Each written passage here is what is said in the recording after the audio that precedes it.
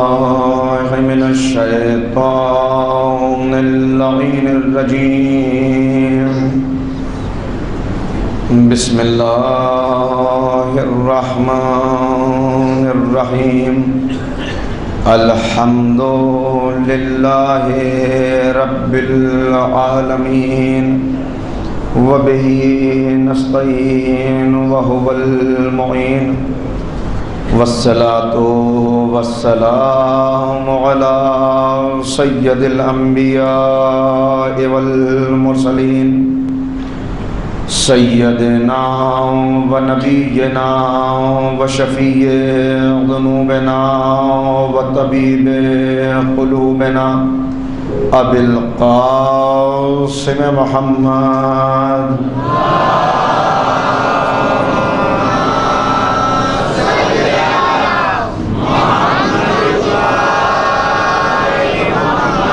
وآله الطيبين الطاهرين المعصومين المظلومين المنتخبين المنتجبين. أما بعد فقد قال الله تبارك وتعالى في كتابه المجيد وفرقانه الرشيد وقوله الحق. بسم الله الرحمن الرحيم. يا أيها الذين آمنوا بالله ورسوله والكتاب الذي نزل على رسوله صلوات.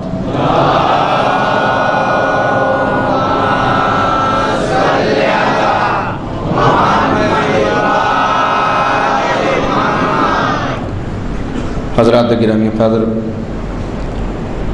سورہ مبارکہ نساء کی اس آیہ کریمہ کے ضمن میں یہ فکر و بحث کا چوتھا مرحلہ ہے. جو معروضات اب تک میں نے آپ کی خدمت میں گزارش کی ہے وہ یہ کہ کربلا انکار غدیر کا نتیجہ ہے، اور پیغمبر اکرم نے اپنی حیات طیبہ میں مختلف مواقع پر، متعدد مواقع پر ان فتنوں سے امت کو آگاہ کیا کہ جن میں اس امت کے مبتلا ہونے کا اندیشہ تھا، اور اپنی زندگی کے آخری ایام میں اپنے وصال سے، اپنے اس دنیا سے جانے سے چند روز پہلے بھی باقاعدہ طور پر اس بات کا اعلان کیا، اس بات سے لوگوں کو مطلع کیا کہ میں اس شہر پر فتنوں کی بارش دیکھ رہا ہوں. وہ کیا فتنے ہیں اور کب تک امت فتنوں میں مبتلا رہی اور رہے گی، یہ جائزہ ہمیں آہستہ آہستہ لینا ہے. ان فتنوں کی طرف سب نے اشارہ کیا.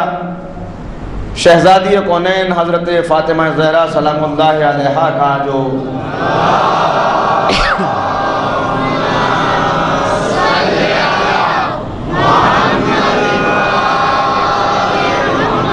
شہزادی کا جو خطبہ فدق ہم تک پہنچا ہے، دو خطبات ہیں شہزادی کے. ایک وہ جو دربار میں اپنے حق کے مطالبے کے لیے دیا، جسے خطبہ فدق کے نام سے جانا جاتا ہے، اور جسے علامہ طبرسی نے مختلف حوالوں سے نقل کیا ہے. اس میں بھی شہزادی نے بالکل آخر میں آ کر اس بات کا اعلان فرمایا. کتنا درد ہے ان جملوں کے اندر کہ شہزادی بیان فرماتی ہیں. میں خلاصہ اپنے لفظوں میں جلدی سے بیان کر رہا ہوں تاکہ گفتگو آگے بڑھ جائے کہ تم نے خلافت کے ناقے کو رام کر لیا، تم نے خلافت کی اونٹنی پر قبضہ کر لیا، مگر یاد رکھو کہ یہ اونٹنی زخمی ہے. تم نے اس لیے قبضہ کیا کہ سمجھتے ہو اس کا دودھ نکالو گے، مگر جب بھی دودھ نکالنے کی کوشش کرو گے خون کی دھاریں نکلیں گی. فتنوں سے باخبر کر رہی ہیں شہزادی کہ اب یہ امت فتنوں میں مبتلا ہوگی. اس لیے کہ جب بھی اللہ کی نعمت کا انکار کیا جاتا ہے، آزمائش ہوئی نا ہر امت کی، جب بھی نعمتوں کا انکار کرتا ہے، کیا جاتا ہے، تو پھر فتنوں میں مبتلا کر دیا جاتا ہے امت کو. کیسے فتنوں میں مبتلا ہوئی، اور اگر کربلا نہ ہوتی تو تاریخ کا رخ کیا ہوتا، اس کا ایک تھوڑا سا تجزیہ ہم نے کل کیا. مگر یہ عرض کروں آپ کی خدمت میں کہ کیوں یہ فتنے بپا ہوئے. اصل میں مسئلہ یہ تھا کہ دو طرح کے نظریات چلے جو آج تک چل رہے ہیں. دنیا نے مقام اہل بیت کو نہیں سمجھا، اور دو طرح کے نظریات چلے. آج بھی دو طرح کے مسلمان ہم سب کو اتحاد کی دعوت دیتے ہیں، مگر اپنے مسلک، اپنے نظریے، اپنے عقیدے کے اظہار کرنے اور تبلیغ کرنے کا ہر ایک کو حق ہے. ہم آزاد ہندوستان میں رہتے ہیں. لہذا میں عرض کروں، ایک وہ مسلمان ہیں کہ جو اہل بیت کا احترام کرتے ہیں، اصحاب کی اطاعت کرتے ہیں. توجہ رکھیے گا، اہل بیت کا احترام، اصحاب کی اطاعت. دوسری طرف ہم شیعیان علی ابن ابی طالب، ہم واضح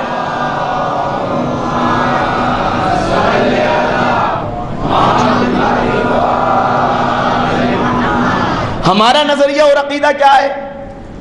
ہم اصحاب کا احترام کرتے ہیں، اہل بیت کی اطاعت کرتے ہیں. اس لیے کہ اطاعت ہمارے مسلک کے مطابق، ہمارے عقیدے کے مطابق معصوم کی جاتی ہے. اور یہیں سے ذرا سا جو کنفیوژن تھا وہ بعد میں فتنے کی شکل اختیار کر گیا کہ دنیا نے یہ توقع کی کہ اصحاب اور اہل بیت کو برابر سمجھا جائے. نتیجہ آج آپ کے سامنے ہے. میں صرف اتنا کہنا چاہتا ہوں کہ جو جس مقام پر ہے، اگر اسی مقام پہ رکھا گیا ہوتا تو آج ملت اسلامیہ یوں در در کی ٹھوکریں نہ کھا رہی ہوتی، آج مسلمان یوں رسوا نہ ہوتے، اور آج اپنے قائد اور رہبر کے ہوتے ہوئے، حقیقی وارث کے ہوتے ہوئے، ہم یوں ایک ایسی یتیم قوم کی طرح زندگی نہ گزار رہے ہوتے کہ جس کا وارث موجود ہے مگر ہماری آنکھوں کے سامنے نہیں ہے. درمیان میں غیبت کا پردہ حائل ہے. یہ کیوں؟ فتنوں میں مبتلا ہونے کی وجہ سے. ورنہ عزیزو، کہا کیا گیا؟ کہا سب ایک ہیں، آپ علی کو بھی سب کے برابر سمجھیے، برابر سمجھیے، برابر سمجھیں گے مسئلہ حل ہو جائے گا. اور ہم یہی بتاتے رہے کہ مولائے کائنات کی اطاعت رسول کے حکم سے، اس لیے کہ میں نے عرض کیا نا کہ خطیر کیا ہے، رسول کے حکم سے اگر سب نے کر لی ہوتی تو مسئلہ نہ ہوتا. اہل بیت ہیں، اصحاب اصحاب ہیں. صحابی کا احترام کرنا ہم نے کیا اور بدرجہ اولا کیا. کسی کو سیکھنا ہو تو ہم سے سیکھے کہ صحابی کا احترام کیسے کیا جاتا ہے. ایک غلط فہمی پیدا کی گئی کہ یہ اہل بیت والے ہیں، یہ صحابی کا احترام نہیں کرتے. نہیں، مسئلہ یہ نہیں، مگر ہم یہ سمجھتے ہیں کہ صحابی قابل احترام تو ہیں مگر قابل اطاعت نہیں ہے. اطاعت صرف علی کی جائے گی، اطاعت صرف حسن کی جائے گی، اطاعت صرف حسین کی جائے گی، اس لیے کہ اطاعت کے لیے معصوم ہونا شرط ہے. اس فرق کو دنیا سمجھ لے. میں آپ کی خدمت میں عرض کر دوں، دیکھیں صحابی صحابی ہے. صحابی رسول کا جھوٹا دودھ پی سکتا ہے، رسول کی زبان نہیں چوس سکتا. احترام اپنی جگہ. صحابی رسول کا جھوٹا دودھ پی سکتا ہے، زبان نہیں چوس سکتا. صحابی صاحب ایمان ہو سکتا ہے، کل ایمان نہیں ہو سکتا. صحابی رسول کے پیچھے نماز پڑھ سکتا ہے، سجدے میں پشت کے اوپر سوار نہیں ہو سکتا. صلوات پڑھیں محمد و آل محمد پر.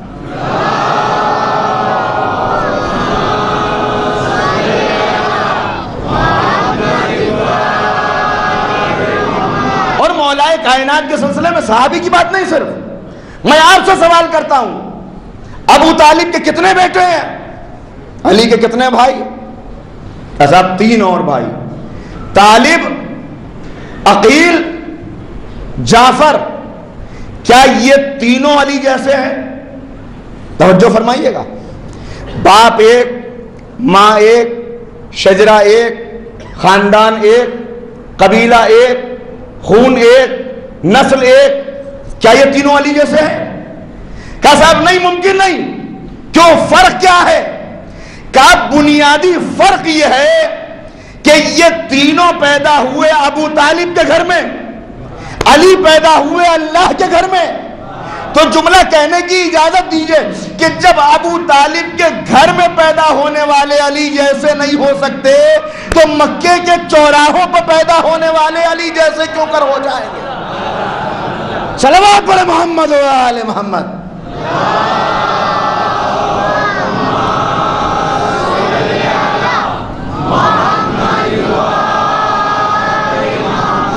ذرا سا ہمیں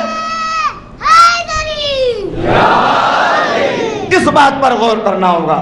صواعق محرقہ،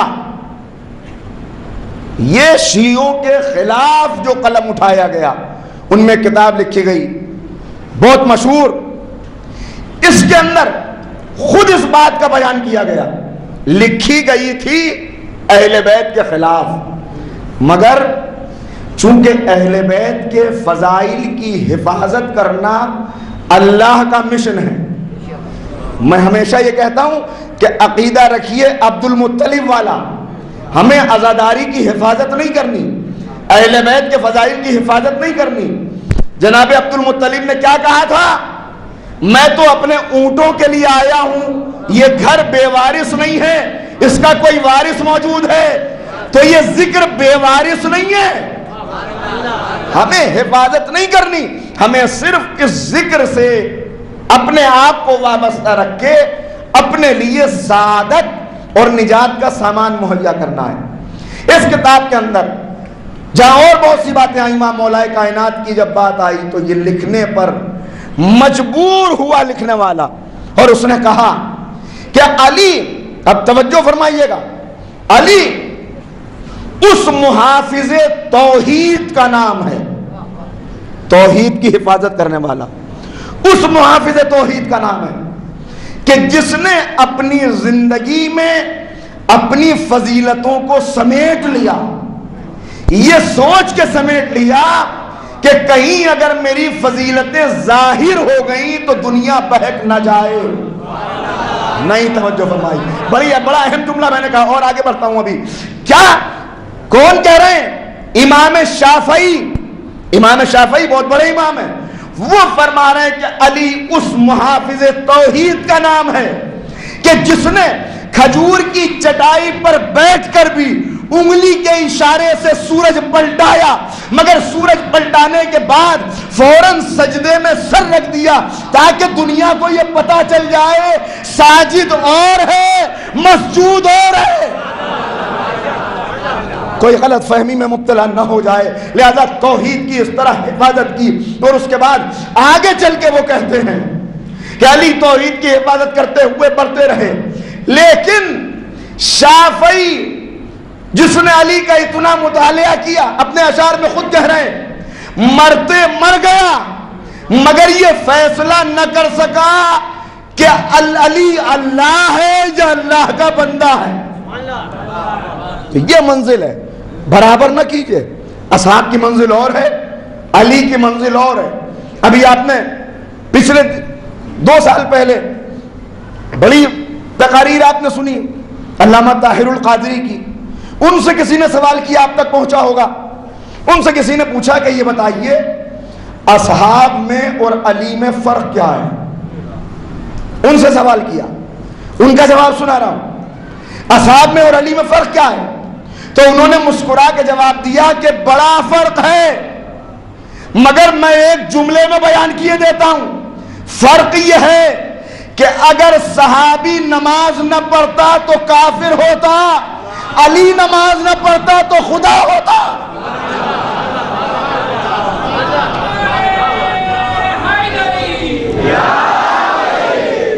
نہیں، اس طرح نہیں، اس طرح نہیں، ذرا سا اور اس مودت کی اس فضا میں آ جائیں اور جتنی طاقت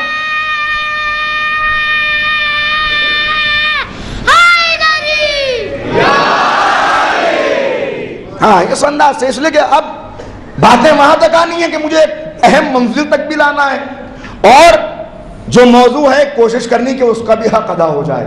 حق تو ہم خیر کیا ادا کر سکتے ہیں، مگر ذرا سا توجہ کریں اور دیکھیں دنیا سوال کر رہی ہے، آج مسئلہ آ رہا ہے، سارے مسائل صرف اور صرف اسی وجہ سے ہیں۔ علامہ اقبال دنیا کو متوجہ کر رہے ہیں اور کہتے ہیں، بلکہ اس سے پہلے ایک اور بات عرض کروں علامہ اقبال کی بات تاکہ پہنچ جائے اس کی تمہید کے طور پر، کہ ہر دور میں یہ ہوتا رہا اور دنیا یہ سمجھتی رہی کہ ہم مظالم کر کے، ظلم کے ذریعے، تشدد کے ذریعے، خنجر کے ذریعے، تلواروں کے ذریعے، قید خانوں کے ذریعے علی والوں کو ختم کر دیں گے۔ اور میں نے عرض کیا کل جملہ کہ یہ سمجھا جاتا رہا کہ شیعت کوئی آندھیوں کی زد پہ رکھا ہوا چراغ ہے جسے ظلم و ستم کی ہوائیں گل کر سکتی ہیں، لیکن میں صرف ایک جملہ کہتا ہوں، صرف ایک جملہ، کہ پہلے سمجھیے کہ ہم کون ہیں۔ یہ کوئی غلط فہمی میں مبتلا نہ ہو کہ خون بہا کے ہمیں مٹایا جا سکتا ہے، ہمیں ختم کیا جا سکتا ہے۔ پہلے یہ سمجھیے کہ کون ہیں۔ سنیے گا، 13ویں رجب کو خانہ کعبہ کی دیوار میں ایک لکیر پیدا ہوئی۔ شیعہ کون ہیں؟ شیعہ اسی لکیر کے فقیر ہیں۔ توجہ، پہلے پہچانیے شیعہ کون ہے۔ شیعہ کون؟ اسی لکیر کے فقیر۔ دنیا نے بڑی کوشش کی وہ لکیر مٹ جائے، وہ نشان ختم ہو جائے، مگر وہ نشان اللہ کا چیلنج بن کے آج بھی موجود ہے۔ تم میرے علی کی فضیلت کا ایک نشان تو مٹا نہ سکے، فضائلوں کے دفتر کیا مٹاؤ گے؟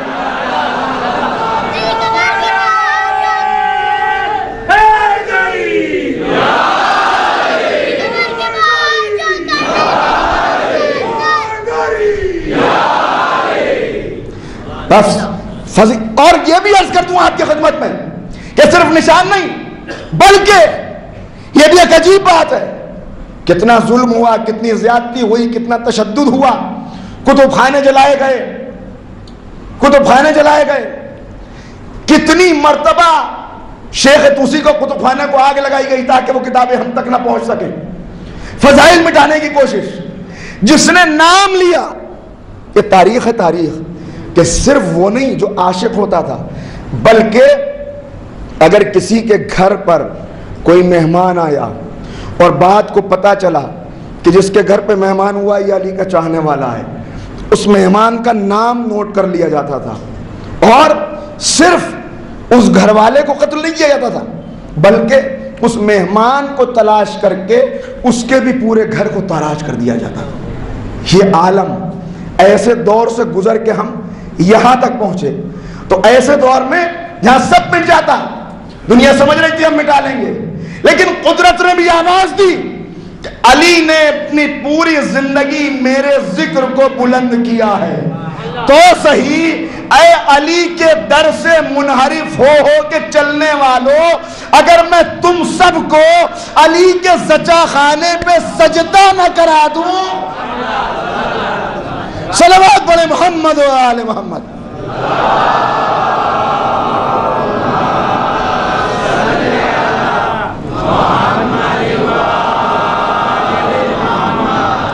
تو عزیزان گرامی، اس طرح سے یہ تاریخ ہم تک پہنچی، فتنے چلتے رہے اور آج بھی چل رہے ہیں اور چلتے رہیں گے، اس لیے کہ پیغمبر نے فرما دیا اس بات کو۔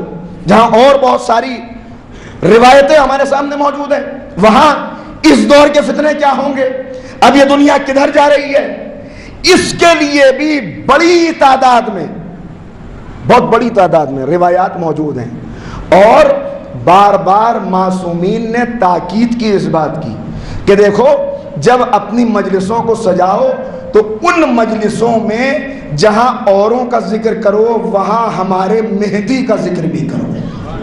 امام حسین علیہ السلام نے قم کے ایک عالم کو خواب میں آ کے بتایا کہ ہمارا مہدی مظلوم ہے، مظلوم ہے۔ کیسی مظلومیت ہے؟ وہ مظلومیت جو ہے وہ آپ مجھ سے بہتر جانتے ہیں، اور آہستہ آہستہ میں عرض کروں گا اس سے بڑی مظلومیت کیا ہو سکتی ہے کہ جن کی وجہ سے یہ کائنات خلق ہوئی، آج ان کے نام پر صرف ان سے محبت اور عقیدت رکھنے والوں کا اتنا خون بہایا جا رہا ہو۔ کیا کرے پھر آج کا مسلمان، کیا کرے؟ عزیزو، اب اگر اسلام کو اپنے اسلام اور ایمان کو محفوظ رکھتے ہوئے اس دنیا میں پھر سے امن و امان قائم کرنا ہے تو وہ میٹنگوں سے نہیں ہوگا. اس کا صرف ایک طریقہ ہے کہ سب سچے دلوں کے ساتھ حضرت مہدی کے ظہور کی دعائیں مانگو. تاجیل ظہور کے لیے ایک صلوات پڑھیں محمد و آل محمد.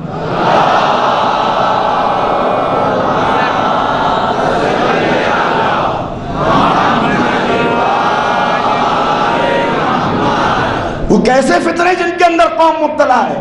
پیغمبر فرما رہے اب یہاں سے میری گفتگو کے دوسرے رخ کا آج سے آغاز ہو رہا ہے. کچھ پہلے کی گفتگو چلے گی، کچھ بعد والی. یہ کون سے فتنے ہیں؟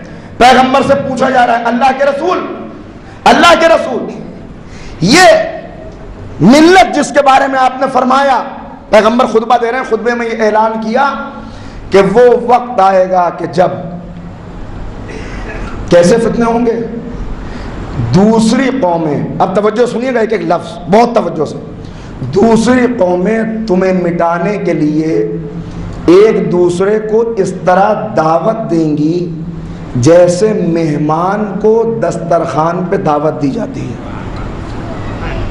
مہمان کو بلایا جاتا ہے دسترخوان کے اوپر، اس طرح تمہیں مٹانے کے لیے ایک دوسرے کو دعوت دیں گی. پریشان ہو گیا مجمع. اللہ کے رسول ایسا کب ہوگا؟ اب اس کب کا جواب بڑا طویل ہے جسے بہت ساری روایات کا خلاصہ کر کے میں اگلی آج کی کل کی اور آئندہ کی 2-3 مجالس میں عرض کروں گا، مگر بات کا اب یہاں سے آغاز کرتا ہوں کہ ایسا کب ہوگا. تو کب میں پیغمبر نے بہت سارے فتنوں سے آگاہ کیا، جس میں ایک فتنہ سفیانی کا فتنہ ہے، ایک فتنہ دجال کا فتنہ ہے، اور کہا کہ ان سب سے نجات دینے کے لیے بس ایک راستہ ہوگا کہ غیبت کا پردہ ہٹے اور میرا وارث ظہور کر جائے. یہ لوگوں کو واقف کر رہے ہیں، لوگوں کو بتا رہے ہیں کہ اللہ کے رسول وہ کس تک کیسے حالات ہوں گے. تو اب یہاں سے بتانا شروع کیا کہ اس وقت تک ہمارا وارث ظہور نہیں کرے گا جب تک علم اٹھا نہ لیا جائے، زمانے قریب نہ آ جائے، اور قتل و غارت اتنا عام نہ ہو جائے کہ نہ مرنے والے کو یہ پتا ہو کہ مجھے کیوں مارا جا رہا ہے، نہ قتل کرنے والے کو یہ پتا ہو کہ میں کیوں قتل کر رہا ہوں. ان لفظوں کو یاد رکھیے گا، بڑا ان سے کام لینا ہے. نہ قتل کرنے والے کو یہ معلوم ہو کہ میں قتل کیوں کر رہا ہوں، نہ مقتول کو یہ معلوم ہو مجھے قتل کیوں کیا جا رہا ہے. علم اٹھا لیا جائے اور زمانے قریب آ جائیں. میں رکوں گا ذرا سے یہاں پر. علم اٹھا لیا جائے کا کیا مطلب ہے؟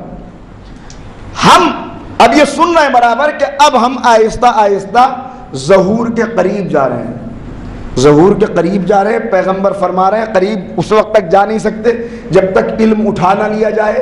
علم اٹھایا کہاں گیا؟ علم تو اتنا موجود ہے. آج میں رپورٹ آپ کی خدمت میں پیش کروں کہ 2000 صفحات پر سیکنڈ کی رفتار سے تحقیقی مواد، سائنسی تحقیقی مواد کا ہر دن اضافہ ہو رہا ہے. 2000 پیجز پر سیکنڈ، 30 کروڑ صفحات تحقیقی مواد ہر روز انٹرنیٹ کے اوپر اپلوڈ کر دیا جاتا ہے. علم اتنا بڑھ گیا ہے کہ ابھی 78 کے اندر اسپیس میں ایک جہاز گم ہو گیا تو اسے تلاش کرنے میں سائنسدانوں کو 1.5 گھنٹہ لگا، جس کے لیے وہ یہ کہتے ہیں کہ اگر ہمیں پرانے زمانے میں اسے تلاش کرنا ہوتا تو اس کے لیے 10 لاکھ سال لگ جاتے. یعنی جو کام 10 لاکھ سال میں ہوتا وہ 1.5 گھنٹے میں ہو رہا ہے. ہر دن نئی تحقیقات سامنے آ رہی ہیں. ہر 10 سال کے بعد جتنی میڈیکل تھیوریز ہیں وہ فیل ہو جاتی ہیں، ایکسپائر ہو جاتی ہیں، چینج ہو جاتی ہیں. ہر 10 سال کے بعد 50% میڈیکل تھیوریز ختم، نئی تھیوریز انٹروڈیوس ہو جاتی ہیں. کہاں علم کا خاتمہ ہوا؟ آج جنگل میں حیوانات کتنے ہیں، سمندر میں جانور کتنے ہیں، فضا کے حقائق کیا ہیں، یہ سب ہم جاننے کی کوشش کر رہے ہیں. درختوں کی کتنی قسمیں ہیں، پتھروں کی کتنی قسمیں ہیں، پرندوں کی کتنی قسمیں ہیں، ساری اسپیشیز جاننے کی انسان کوشش کر رہا ہے، تو پھر علم اٹھا لیے جانے کا کیا مطلب ہے؟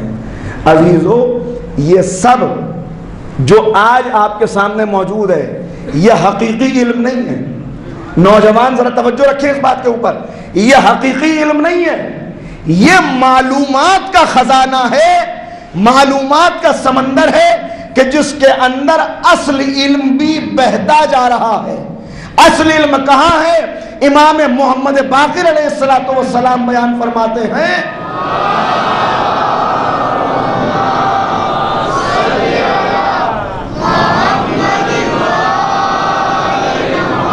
شرقوا وغربوا لن تجدوا علما نافعا الا عندنا۔ تم مشرق میں چلے جاؤ یا مغرب میں چلے جاؤ، مگر تمہیں سچا علم سوائے ہمارے دروازے کے کہیں دوسری جگہ نہیں مل سکتا۔ سچے علم کا مطلب کیا ہے؟ علم کا ایک مقصد ہوتا ہے۔ مقصد کیا ہے؟ علم کا مطلب ہے خدمت خلق کرنا۔ آج مجھے یہ تو معلوم ہو کہ سمندر میں مچھلیاں کتنی ہیں، جنگلوں میں شیر چیتے کتنے ہیں، اور یہ معلوم نہ ہو کہ میرے والدین کا درد کیا ہے، میرا پڑوسی کس مصیبت کے اندر مبتلا ہے، تو آپ اسے علم کہیں گے؟ نہیں، علم نہیں، معلومات کا خزانہ ہے۔ علم سے دور ہوتے چلے گئے۔ کیوں دور ہوئے؟ اس لیے کہ جو علم سکھانا چاہتا تھا اس کا دروازہ چھوڑ دیا۔ جس نے کہا مجھ سے سوال کرو، اس سے سوال نہیں کیے، اور اگر سوال کیا بھی تو کس انداز کا؟ حاصل کرنے کے لیے نہیں، پوچھنے کے لیے نہیں، بلکہ اس لیے کہ شاید اس سوال کا جواب نہ دے سکیں تو ہم یہ پروپیگنڈا کرتے پھریں کہ علی بہت کہتے ہیں کہ میں آسمان کے راستے جانتا ہوں، مگر یہ کچھ بتا نہ سکے۔ آنے والا آیا، کیا سوال کرتا ہے؟ دیکھیے کیوں یہ فتنوں میں ہم مبتلا ہوئے، کیا سوال کرتا ہے؟ سوال اسے یہ کرنا ہے، پہلے مقصد سمجھ لیجئے کہ میری بیٹی ایک عرب ہے، بدو عرب، سوال یہ کرنا چاہتا ہے کہ میری بیٹی جوان ہو چکی ہے، کیا وہ مجھ پر حلال ہو سکتی ہے؟ ذرا اندازہ لگائیں کتنا گرا ہوا معاشرہ ہے، اور سوال کیا بنا کے لایا ہے؟ آگے کہتا ہے یا علی، مولا منبر سے خطبہ دے رہے ہیں، اس نے کھڑا ہوا کہا یا علی، میں نے اپنے گھر کے آنگن میں ایک بیج بویا، کوپل پھوٹی، درخت بنا، اس درخت پہ اب پھل آنے لگے، کیا ان پھلوں کو میں کھا سکتا ہوں؟ آپ توجہ فرمائیں، کوئی اور ہوتا تو کیا کہتا؟ آنگن تیرا، بیج تو نے لگایا، درخت تیرے آنگن میں پیدا ہوا، پھر پھل کھانے کا تجھ سے زیادہ مستحق کون ہے؟ مگر اسے معلوم نہیں ہے کہ یہ خطیب منبر سلونی ہے، ان کے سینوں میں وہاں کا علم ہے۔ ایک مرتبہ غور سے چہرہ دیکھا اور کہا سن، اگر اس درخت کو تو نے پانی سے سینچا ہے تو پھل حلال ہے، اگر اپنے خون سے سینچا ہے تو پھل حرام ہے۔ صلوات پڑھیں محمد و آل محمد۔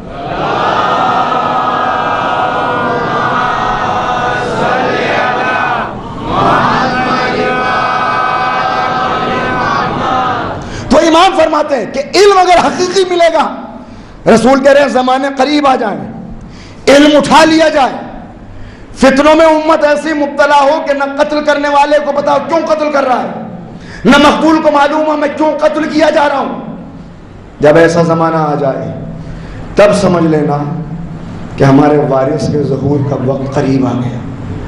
لوگوں نے کہا مولا آقا کیا ضرورت ہوگی غیبت کی، کیوں غیبت ہوگی، آپ کے وارث کو کیوں غائب رکھا جائے گا؟ اب اس کے بہت سارے جوابات مختلف اماموں نے بیان کیے ہیں، لیکن انتظار کرنے والوں کو جو پیغام پہنچایا گیا وہ امام محمد باقر علیہ السلام کی زبان سے آپ کو سناتا ہوں۔ امام کی بزم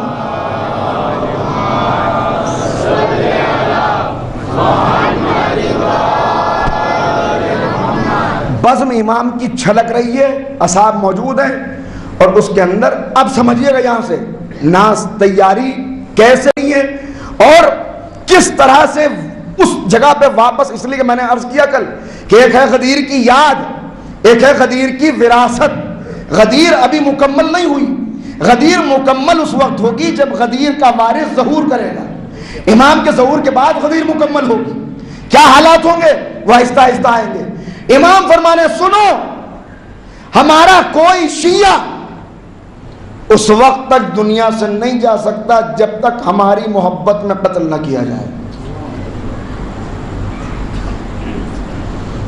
امام نے حدیث ارشاد فرمائی، بزم میں سناٹا چھا گیا، ایک صحابی کھڑے ہوئے، کہا مولا آپ نے جو فرمایا ظاہر ہے کہ آپ حجت الہی ہیں، اس میں شک نہیں کر رہا، مگر آپ سے یہ پوچھنا چاہتا ہوں، میرا والد، میرا بابا آپ کا بہت بڑا عاشق تھا، کوئی دن ایسا نہیں گزرا جب آپ کے احکام پہ عمل نہ کیا ہو، آپ کی خدمت میں ہر وقت حاضر رہتا تھا، مگر اے میرے مولا 3 دن بخار آیا، بستر پہ رہا، انتقال کر گیا، اس کا خون تو نہیں بہا، وہ شہید تو نہیں ہوا۔ امام نے کہا سنو، اس حدیث کا تعلق آج سے نہیں ہے بلکہ اس وقت سے ہے جب ہمارا وارث ظہور کرے گا۔ یہ حدیث زمانہ رجب کی حدیث ہے۔ کہا مولا میں سمجھ نہیں پایا۔ کہا سنو، ہمارا کوئی بھی شیعہ جو واقعی شیعہ ہو، یہ عرض کر دوں آپ کی خدمت میں کہ شیعہ وہ نہیں جو اپنے آپ کو سمجھ رہا ہو کہ میں شیعہ ہوں، شیعہ وہ جو امام کے معیار اور پیمانے پر پورا اتر جائے۔ کہا سنو، ہمارا کوئی بھی شیعہ جو اپنے دل میں ہمارے وارث کی نصرت کی سچی تمنا رکھتا ہے، اگر وہ مر بھی گیا اور موت آ بھی گئی تو جب ہمارا وارث ظہور کرے گا، فرشتہ ایک تیز دھار کی تلوار اور ایک تیز سواری لے کر اس کی قبر پہ پہنچے گا، قبر پہ آواز دے گا قم باذن اللہ۔ ہمارا شیعہ کفن جھاڑتا ہوا کھڑا ہو جائے گا اور پوچھے گا کیوں جگا دیا، کیا قیامت آ گئی؟ جواب ملے گا نہیں، امامت آ گئی۔ جس امام کا تجھے انتظار تھا وہ امام آ گیا۔ اور اس کے بعد بیان فرماتے ہیں، اب بڑی اہم بات، ہم دنیا سے پوچھتے ہیں کیا ایسا کام کریں کہ جس سے گھر محفوظ رہے؟ امام کہتے ہیں سنو، اگر ہمارے وارث کی نصرت کی سچی تمنا لے کر کوئی ایک ٹوٹا ہوا نیزہ بھی اپنے گھر میں رکھے، کوئی ٹوٹا ہوا نیزہ، اس خیال سے کہ میرے امام آئیں گے تو میں اس کے ذریعے سے امام کی نصرت کروں گا، تو امام فرماتے ہیں وہ گھر جس کے اندر ایک ٹوٹا ہوا نیزہ بھی اس نیت سے رکھا جائے کہ امام کی نصرت کروں گا، 70,000 ملائکہ حکم خدا سے اس گھر کی حفاظت پر مامور ہو جاتے ہیں، اس گھر کی حفاظت کرنے لگتے ہیں۔ ایک صلوات پڑھیں مل کے محمد و آل محمد پر، تو گفتگو آگے بڑھیں۔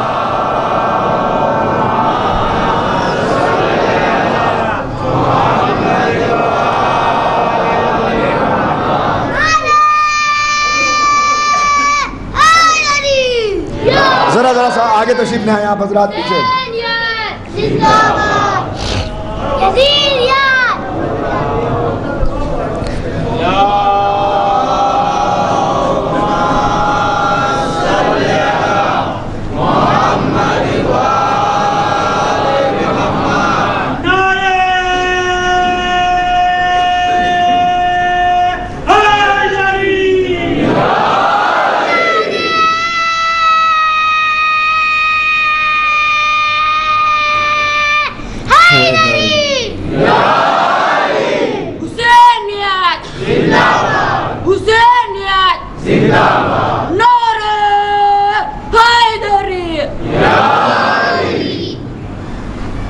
اس نیت سے اگر ایک نیزہ بھی کوئی رکھے، ذرا توجہ فرمائیں، نیزہ رکھنے کا مطلب کیا ہے؟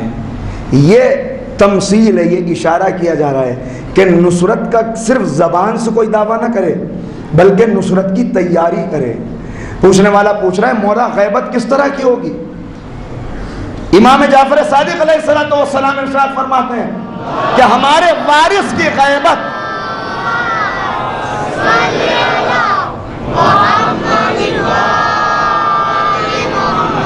ہمارے وارث کی غیبت اصحاب کہف کی غیبت جیسی نہیں ہے۔ اصحاب کہف کی غیبت ہے کہ وہ موجود نہیں ہے نگاہوں کے سامنے لوگوں کی، ایک جگہ ہے، ایک گوشے میں ہیں، ایک غار کے اندر ہیں، نہیں، بلکہ برادران یوسف کے لیے جیسے یوسف کی غیبت تھی ویسی غیبت ہے. کیا مطلب؟ یعنی یوسف ان کے درمیان میں تھے, وہ یوسف سے ملے تو جناب یوسف فوراً پہچان گئے کہ یہ میرے وہی بھائی ہیں جو بچپن میں جنہوں نے مجھے قتل کرنے کی سازش کی تھی, مگر وہ سامنے ہوتے ہوئے بھی یوسف کو پہچان نہ سکے. امام نے بیان فرمایا مگر چاہنے والا سمجھ نہیں سکا. کہا مولا میں نہیں سمجھ پایا کہ کیا مطلب ہے. کہا سنو, یہ ہمارے وارث کی اپنی مرضی ہوگی کہ جو اپنے آپ کو بلند کرتا چلا جائے گا غیبت میں وہ نہیں ہوں گے. غیبت کا پردہ چاہنے والوں کی آنکھوں پہ پڑا ہوا ہوگا. جو جتنا روحانی طور پہ بلند کرتا چلا جائے گا اتنا زیادہ پردہ اس کے سامنے سے ہٹتا چلا جائے گا. کہا مولا میں سمجھ نہیں پایا. اب امام نے دیکھا کہ یوں نہیں سمجھ پا رہا ہے تو امام نے کہا اچھا میرے ساتھ مسجد میں آ. مسجد میں لے کے آئے. کہا دیکھ میں یہاں پہ بیٹھ جاتا ہوں, تو مسجد کے دروازے پہ کھڑا ہو جا, جو بھی مسجد کے اندر داخل ہو اس سے پوچھنا کیا امام مسجد میں موجود ہیں. اس نے کہا مولا آپ ہیں تو صحیح. کہا تو کھڑا تو ہو. یہ کھڑا ہوا. جیسے ایک شخص داخل ہوا اس نے کہا کیا امام مسجد میں موجود ہیں. اس نے چاروں طرف دیکھا, کہا امام تو مسجد میں نہیں ہیں. اسے بڑی حیرت ہو رہی ہے, امام سامنے بیٹھے ہوئے ہیں اور اسے نظر نہیں آ رہے. دوسرا شخص داخل ہوا, کہا امام ہیں. کہا امام مسجد میں نہیں ہے. تیسرا آیا, کیا امام موجود ہیں. اس نے چاروں طرف دیکھا, کہا امام مسجد میں نہیں ہے. یہ حیرت اس کی بڑھتی چلی جا رہی ہے کہ اس نے دیکھا کہ مسجد کے دروازے پر نابینا ابو بصیر عصا کا سہارا لیے ہوئے داخل ہوا. امام نے کہا اس سے بھی پوچھ لے. کہا مولا وہ آنکھوں والے تو بتا نہ سکے, یہ کیا بتائے گا. کہا سوال تو کر لے. یہ آگے بڑھا. کہا ابو بصیر کیا مسجد میں امام ہیں. ابو بصیر نے عصا اٹھایا. کہا مذاق کرتا ہے, وہ سامنے امام بیٹھے.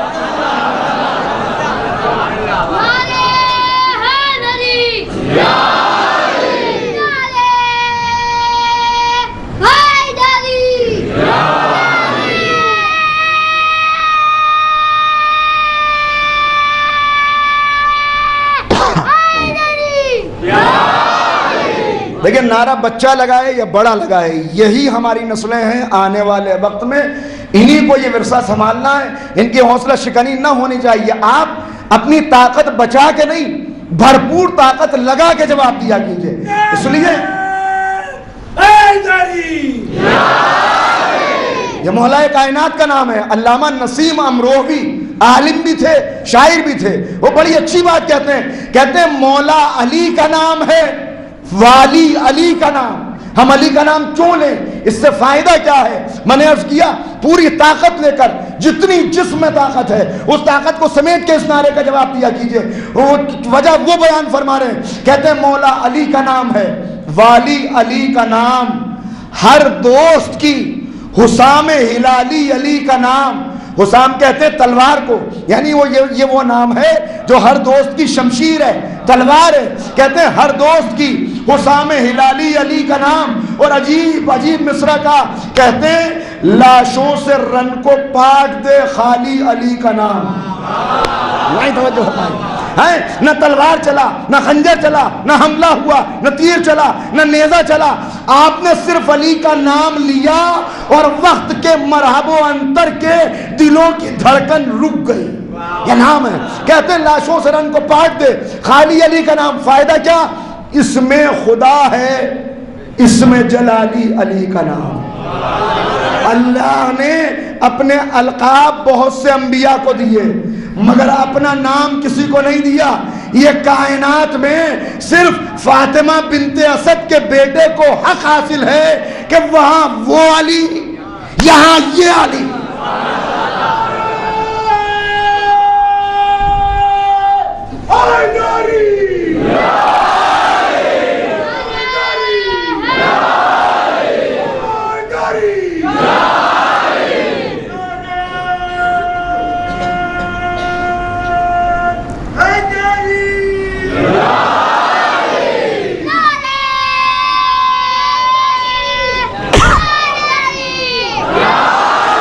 کہتے ہیں لاشوں سے رن کو پاٹ دے.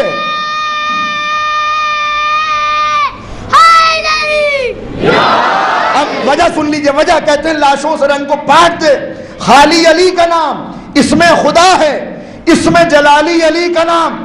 اس مجمع کے اندر دو ہم نام بیٹھے ہوئے ہوں، اس مجمع کے اندر دو ایک نام والے بیٹھے ہوئے ہوں، مثلا کوئی بھی نام، ایک زید بیٹھے ہوئے ہیں، زید میرے جاننے والے ہیں مگر یہاں دو زید ہیں، میں نے آواز دی زید بھائی، پکارا ایک کو ہے، ادھر سے یہ دیکھے گا ادھر سے وہ دیکھے گا، اللہ نے اپنے بندے کو اپنا نام دیا، وہاں وہ علی یہاں یہ علی، میں نے کہا یا علی مدد، فائدہ دوہرا ہوا، ایک علی کو پکارا تھا، یہاں سے اس علی نے جواب دیا، وہاں سے اس علی نے جواب دیا، اس میں خدا ہے، اس میں خدا ہے، اس میں جلالی علی کا نام، اور فائدہ کیا ہے؟ فائدہ سنیے، جرت بڑھی جو دل سے علی کو ولی کہا، زبان سے کہنے کی بات نہیں ہے، زبان سے نہیں، جرت بڑھی جو دل سے علی کو ولی کہا، انسان شیر ہو گیا جب یا علی کہا، صلوات پڑھے محمد و آل محمد۔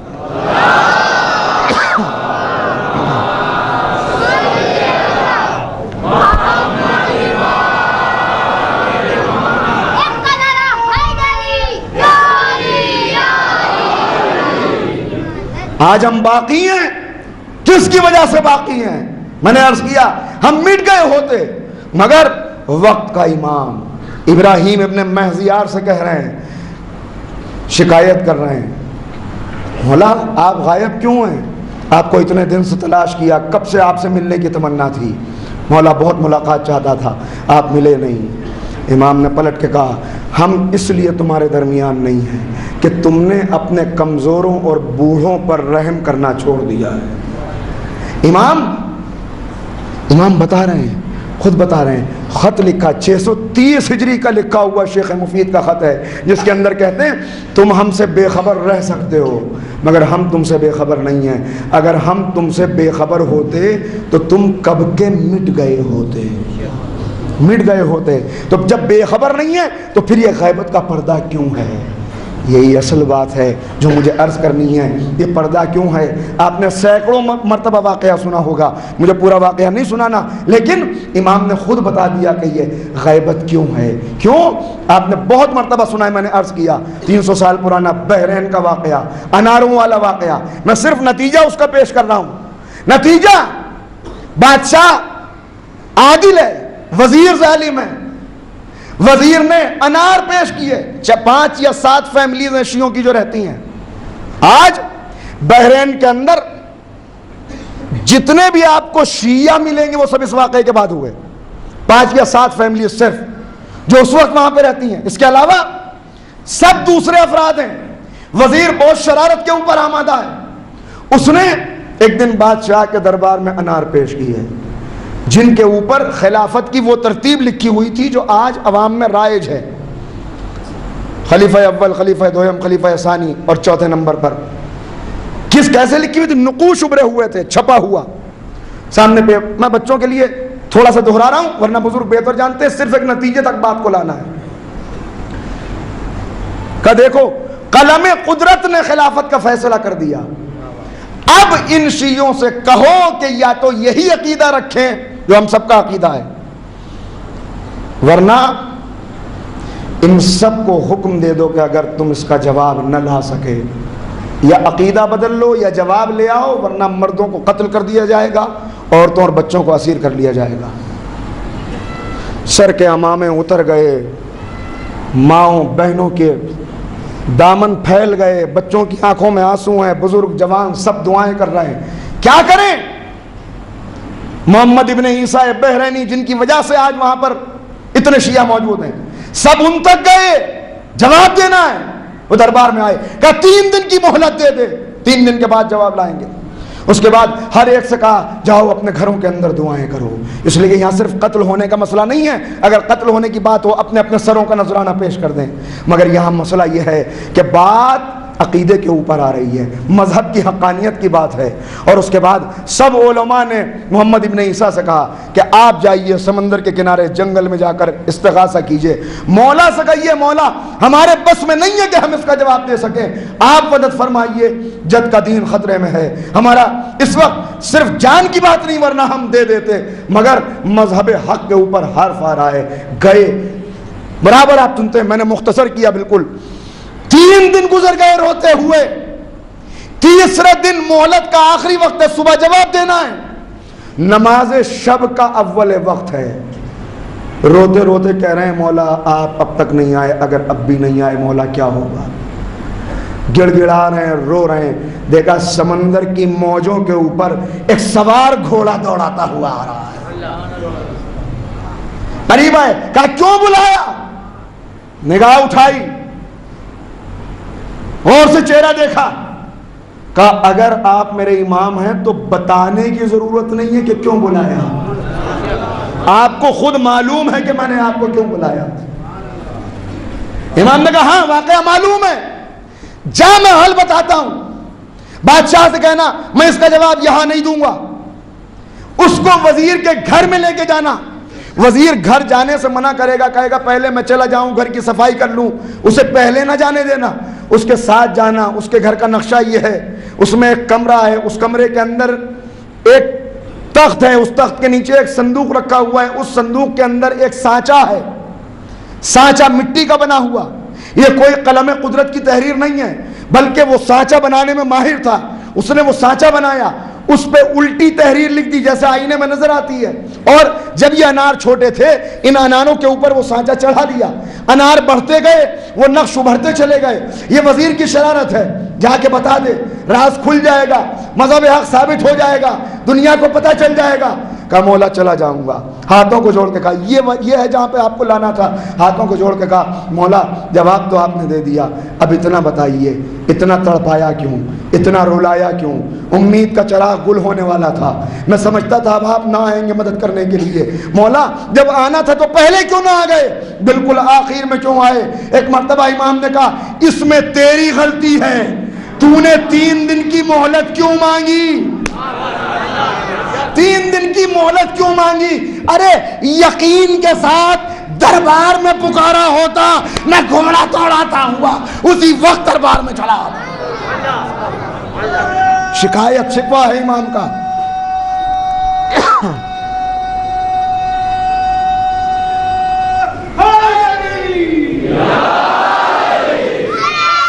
تو ان کی نگرانی، بس چونکہ وقت تیزی سے ختم ہوتا جا رہا ہے لہٰذا جلدی سے مجھے بات کو مکمل کرنا ہے، ان کی نگرانی اگر نہ ہوتی تو آج کہاں ہوتے؟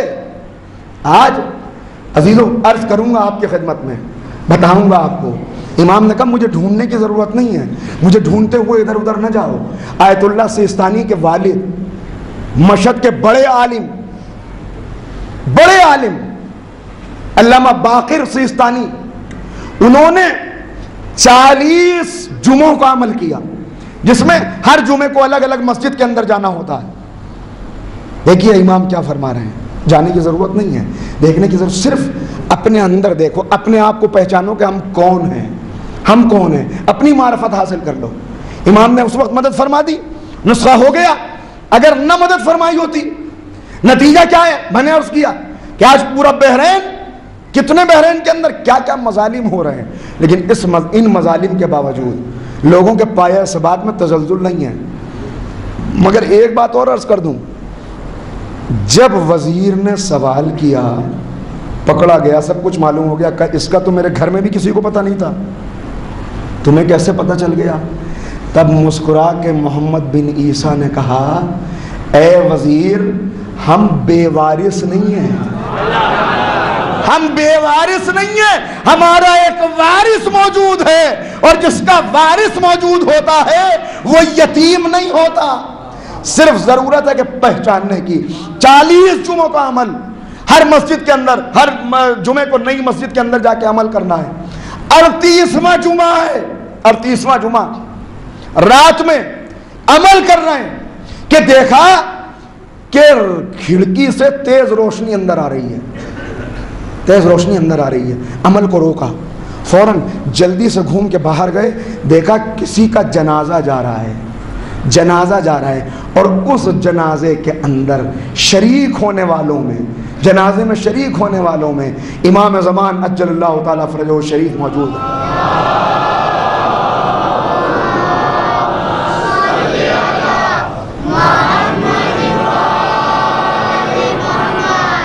امام موجود ہیں، جلدی سے گئے، ہاتھوں کو جوڑا، مولا آپ، کہا سنو، اب پیغام دیا ہے ان نوجوانوں کے لیے، آنے والی نسلوں کے لیے، کہا مجھے تلاش کرنے کے لیے، مجھ سے ملنے کے لیے در در بھٹکنے کی ضرورت نہیں ہے، تم اپنے آپ کو اس صاحب جنازہ جیسا بنا لو۔ جنازے میں شرکت کے لیے امام آئے، تم اپنے آپ کو اس صاحب جنازہ جیسا بنا لو، تمہیں مجھے ڈھونڈنا نہیں جانا پڑے گا، میں خود تم سے ملنے کے لیے چلا آؤں گا۔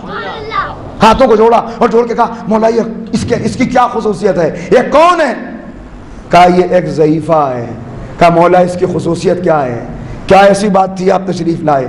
کہا سنو، جب رضا پہلوی نے حکم دیا کہ کوئی حجاب نہیں کرے گا، تو یہ وہ خاتون ہے جس نے 7 سال ایک اندھیری کوٹری میں گزار دیے مگر گھر سے قدم باہر نہیں نکالا تاکہ اپنے دین کی حفاظت کر سکے۔ تم بھی ایسے دین کی حفاظت کرنے والے بن جاؤ، پھر تم ایک مرتبہ علاجل کہو گے، دنیا کے لیے ظہور ہو یا نہ ہو، مگر جو یہ ایسا بن جائے گا اس کے لیے امام کا ظہور ضرور ہو جائے گا۔ یہ پیغام ہے عزیزو، کیوں امام ایسی قوم کی طرح ہم زندگی گزار رہے ہیں؟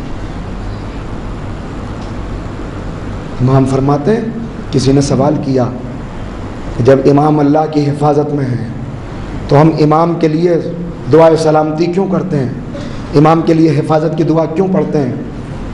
جواب ملا، اس لیے نہیں کہ انہیں خطرہ ہے، بلکہ اس لیے کہ جب چاہنے والوں کو قتل کیا جاتا ہے، جب شیعوں کا خون بہایا جاتا ہے، تو امام گریہ فرماتے اتنا روتے ہیں کہ روتے روتے ضعیف اور کمزور ہو جاتے ہیں، روتے روتے بیمار ہو جاتے ہیں۔ ہم بھی دعا کرتے ہیں، امام خود بھی دعا کرتے ہیں اپنی تعجیل کے لیے، مگر مسئلہ کیا ہے؟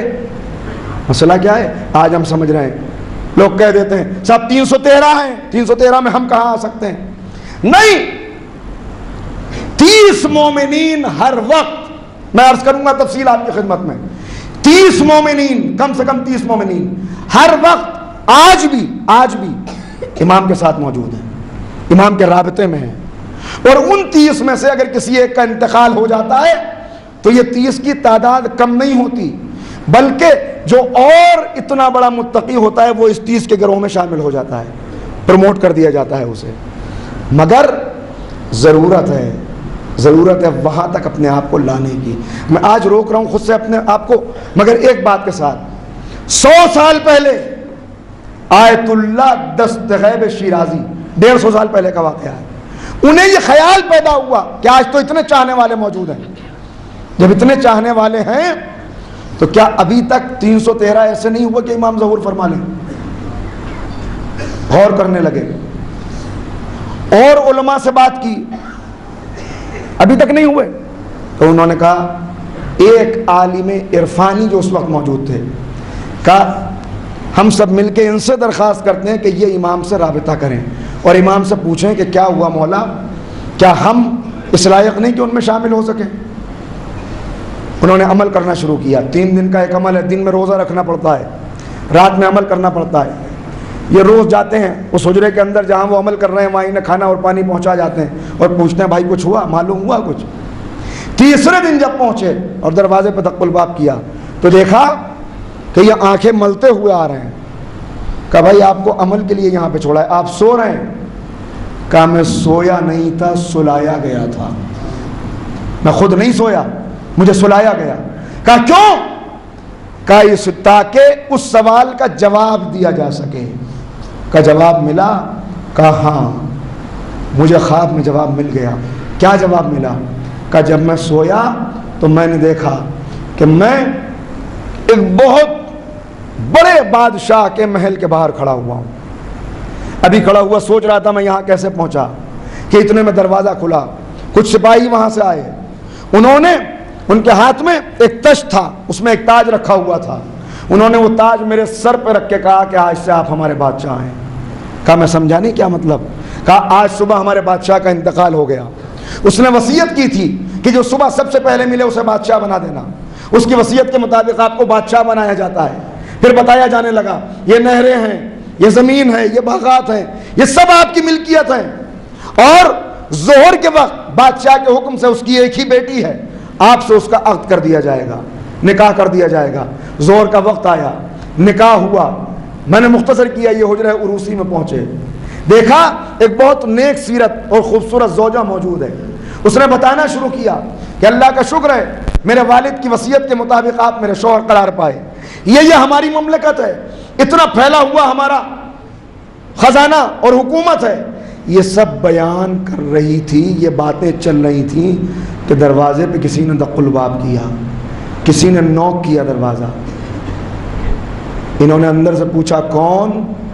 कहा मैं इमाम का कासिद, इमाम का कासिद।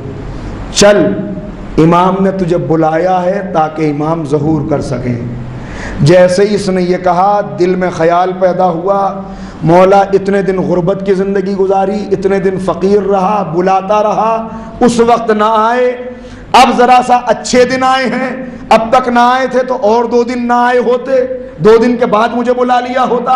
जैसे ही ख्याल पैदा हुआ बाहर से आवाज़ आई, यही तेरे सवाल का जवाब है, जाके कौम को बता दे कि जब तुझ जैसों की दावत ऐसी है तो अवाम की दावत कैसी होगी। वो ऐसे बुलाने पे चाहते हैं कि हम आ जाएं, ऐसे बुलाने पे आने वाले नहीं हैं। जब वाकई तौर पे अपने आप को आरास्ता करके हमें बुलाओगे, गैबत का पर्दा हट जाएगा, हम जाहिर हो जाएंगे। रज़ीलो, आसान नहीं है अपने आप को आरास्ता करना। अगर पीछे भी रह जाएं, सिर्फ किरदार उस बुलंदी के ऊपर होना चाहिए। फिर अगर पीछे भी रह गए तो हमें ज़रूरत नहीं पड़ेगी, इमाम खुद बुलवा लेंगे। ये सीरत है। मैंने कहा था करबला आईना है, करबला से हमें वो मिसालें मिलेंगी, करबला से पता चलेगा। मौजूद है मिसालें। एक रह गया था तो इमाम ने ख़त लिख के बुलाया, ख़त लिख के बुलाया। और सिर्फ इमाम का बुलाना, सिर्फ दावत ये इमाम की नहीं है, बल्कि अली की बेटी की फरमाइश पर बुलाया। ए भैया, इतनी फ़ौजें आ रही हैं, इतनी फ़ौजें आ रही हैं। मुझे मालूम है ज़माना बहुत पुराशोभ है, मगर मैं एक को जानती हूँ जो बचपन से आपका दोस्त है। भैया, कोई आए या ना आए मगर वो आपकी दावत पे ज़रूर आएगा। भैया बुलाइए। कैसे बचपन का दोस्त है? ऐसे बचपन का दोस्त है कि रसूल खुदा मदीने के अंदर, मदीने का वाक़या, पैगम्बर अकरम असहाब के साथ जा रहे हैं, देखा एक छोटा सा बच्चा सामने से आ रहा है। पैगम्बर झुके, अपनी गोद में उठाया, पेशानी का बोसा दिया, गले को चूमा। एक मर्तबा असहाब ने कहा अल्लाह के रसूल, इतने सारे बच्चे यहाँ पे मौजूद हैं, इस बच्चे के अंदर क्या खुसूसियत है? क्या तुम्हें मालूम नहीं? ये बच्चा मेरे हुसैन का आशिक है, ये बच्चा मेरे हुसैन का चाहने वाला है। कहा कैसे? सवाल किया कैसे? कहा ये मेरे सहाबी मज़ाहिर का बेटा हबीब इब्न मज़ाहिर है। मैंने देखा है जब भी मेरा हुसैन रास्ता चलता है, ये हुसैन के कदमों की खाक उठा के अपने सर पे रखता है, अपनी आंखों से लगाता है। ये मेरे हुसैन का चाहने वाला है, इसलिए मुझे इससे मोहब्बत है। अजीज़ों, यहाँ तक कि एक दिन ये वाक़या हुआ कि जनाब मज़ाहिर पैगम्बर की खिदमत में आए और आने के बाद आके बैठे हुए हैं। हबीब, नन्हे से हबीब साथ में हैं। एक मरतबा आके कहा अल्लाह के रसूल, मैं फ़लाँ दिन आपको अपने घर पर दावत देना चाहता हूँ। रसूल खुदा ने गौर किया, कहा नहीं, उस दिन मेरा आना मुमकिन नहीं है। मज़ाहिर ने सर झुका लिया। कहा रसूल ने देखा, कहा मायूस क्यों इतने होते हो? कहा बात यह है अल्लाह के रसूल कि मैं आपको बुलाने के लिए नहीं आया, बल्कि असल में मेरा बेटा مظاہر میرا بیٹا حبیب اپنے دوست حسین کو بلانا چاہتا ہے. اس نے مجھ سے کہا کہ میں آپ کو دعوت دوں اور آپ سے درخواست کروں کہ آپ حسین کو بھی اپنے ساتھ لے کے آئیں. بس جیسے ہی یہ سنا کہ یہ دعوت حبیب کی طرف سے ہے، ایک مرتبہ رسول نے کہا جاؤ مظاہر، ہم تمہارے گھر ضرور آئیں گے اور حسین کو بھی لے کے آئیں گے. امام وقت مقررہ پر امام حسین کو لے کے رسول خدا چلے.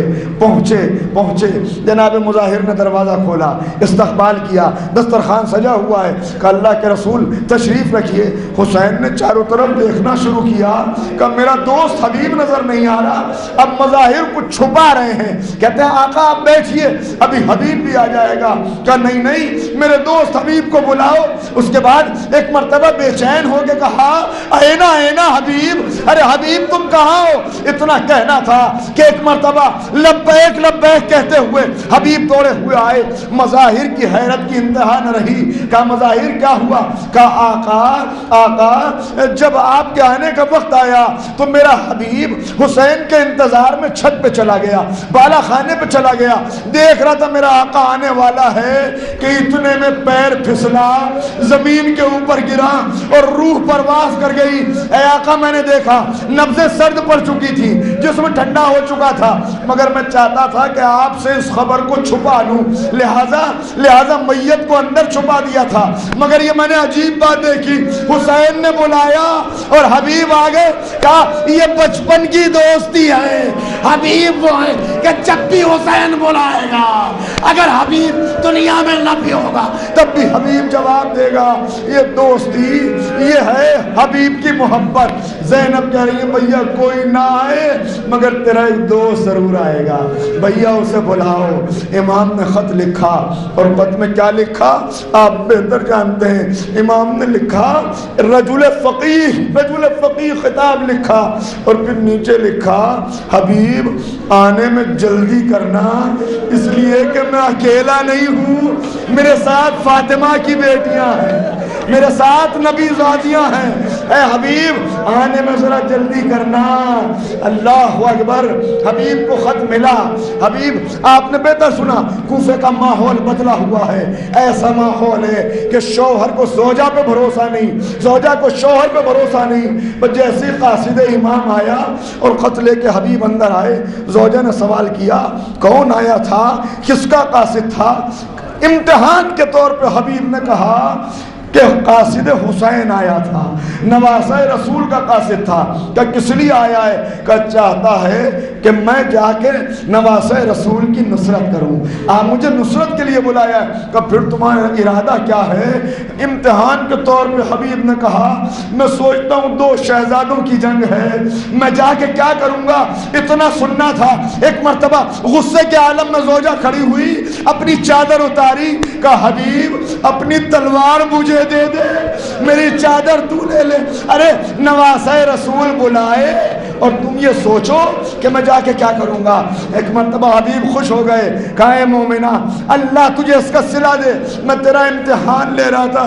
ارے یہ ہو سکتا ہے میرا حسین،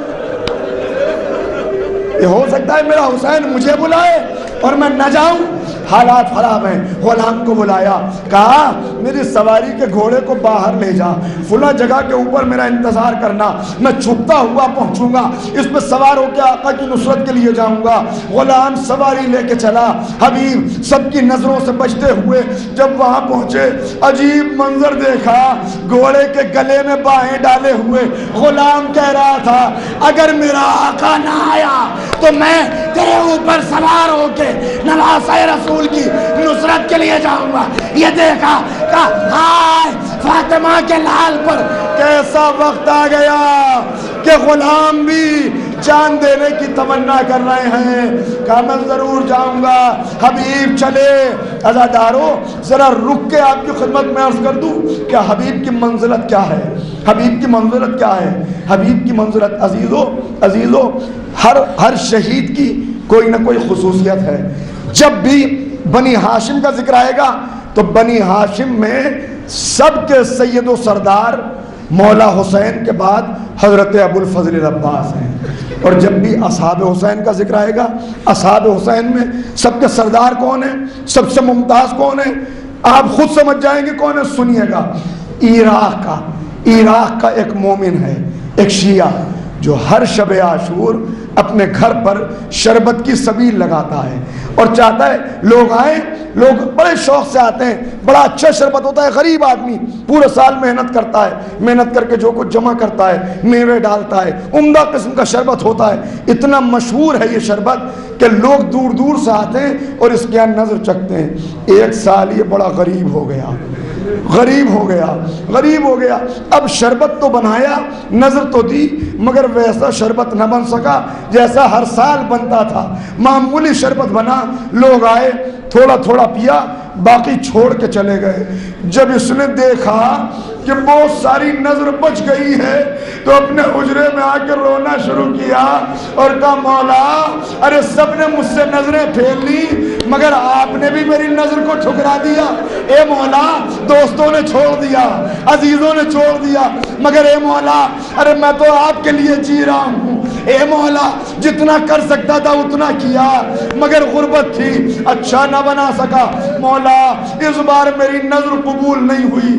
ابھی یہ کہہ رہا تھا کہ دروازے پہ کسی نے دستک دی، اس نے پوچھا کون؟ کہا بھائی ہم نظر چکھنے کے لیے آئے ہیں کہ اس بار تیرے یہاں نظر نہیں ہوئی۔ یہ خوش ہو گیا، کہا ہاں نظر موجود ہے۔ ایک مرتبہ دروازہ کھولا، اپنے ہاتھ سے بھر بھر کے دیا، ارے آپ کا شکریہ، آپ آئے، یہ نظر لیجئے۔ جب سب کو تقسیم کر چکا تب غور سے دیکھا ان آنے والوں کا لباس سب سے الگ ہے، یہ آنے والے عام لوگ معلوم نہیں ہوتے۔ ایک مرتبہ کہا آپ کہاں سے آئے ہیں، آپ لوگ کون ہیں؟ کہا ارے نہیں پہچانا، جس سے تو شکایت کر رہا تھا اسی حسین نے بھیجا، اسی حسین نے بھیجا ہے۔ کہا میں سمجھا نہیں۔ کہا میں حبیب ابن مظاہر، یہ میرے ساتھ اصحاب حسین۔ ارے آقا نے حکم دیا، آقا نے حکم دیا، میرا عزادار شکایت کر رہا ہے، رو رہا ہے، ہم نظر کے لیے آ گئے۔ اللہ اکبر، یہ ہے مقام حبیب ابن مظاہر کہ سب کی قیادت اصحاب میں جناب حبیب کرتے ہیں۔ حبیب پہنچے، ادھر حسین انتظار کر رہے ہیں، ایک پرچم بچا ہوا ہے، سب کہہ رہے ہیں آقا ایک پرچم رہ گیا، اس کا کوئی لینے والا نہیں ہے۔ کہ رک جاؤ، اس کا لینے والا بھی آتا ہوگا۔ کہ اتنے میں دیکھا کوفے کی طرف سے گرد اڑنا شروع ہوئی۔ اب جو گرد کا پردہ چاک ہوا، کیا دیکھا؟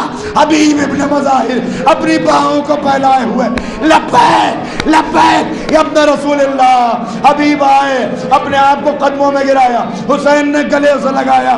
جب زینب کو پتا چلا کہ حبیب آ گئے، کہا فضہ حبیب کو میرا سلام، حبیب کو میرا سلام کہہ دے۔ فضہ آئی، اے حبیب، علی کی بیٹی نے سلام کا اتنا سننا تھا، امامہ اتارا، گریبان چاہ کیا، آئے غلام کو، غلام کو آقا زادی سلام کہلا رہی ہے۔ عزادارو، بڑی منزلت ہے جناب حبیب کی، بس سننا بڑی منزلت ہے۔ ایک وقت ظہر آ گیا کربلا میں، رات گزری، شب عاشور کیسے گزری سنیے گا۔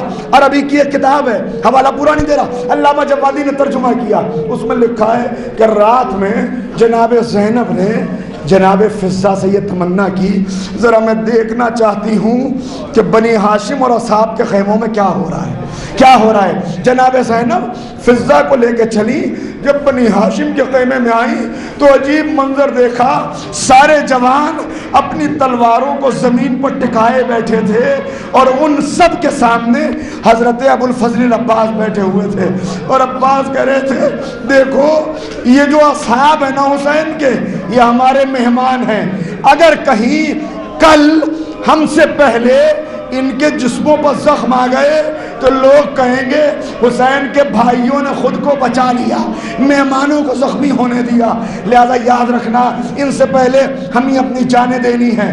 شہزادی مسکرائی، اب جو اگلے خیمے میں پہنچی دیکھا سارے اصحاب تلوار نکالے ہوئے بیٹھے ہیں اور حبیب کہہ رہے ہیں اے میرے شیرو یاد رکھنا کہیں ایسا نہ ہو ہم زندہ رہ جائیں، اکبر کے زخم آ جائیں اور محمد زخم۔